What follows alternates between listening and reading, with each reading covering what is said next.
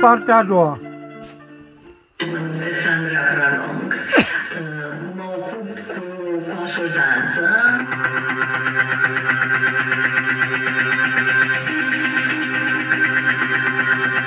I came here after the Ceausescu was removed.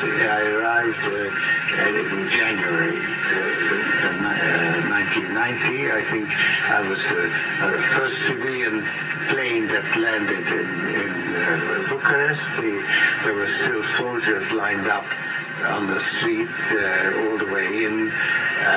It was a Cine la interviu, Digi24. snowy day, and it was still very much sort of siege conditions, but the revolution was complete.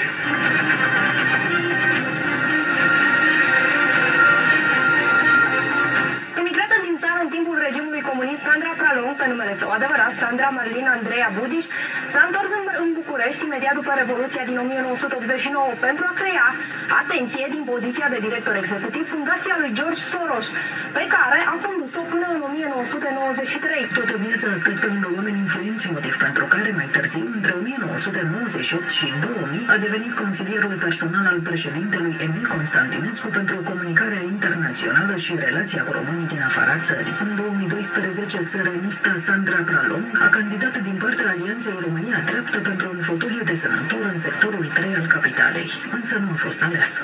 La noi,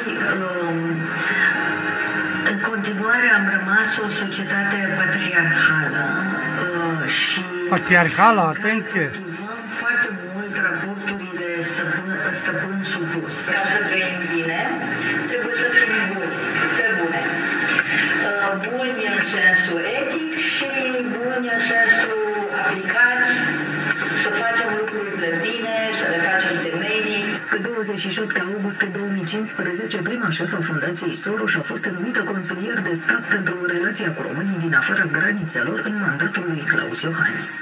Ne dorim cu adevărat ca diaspora și românii de pretutindeni să nu mai fie tărâm de bătălie politică și politicianistă.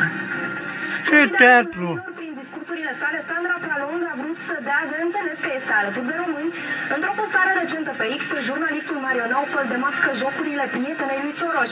Acesta este de părere că Sandra Pralong, agenta lui Soros și fosta consilieră a lui Klaus Iohannis, a fost profund implicată în schema electorală împotriva lui Călin Georgescu și ar fi folosit unul dintre ONG-urile finanțate de USAID pentru a interveni în acest proces.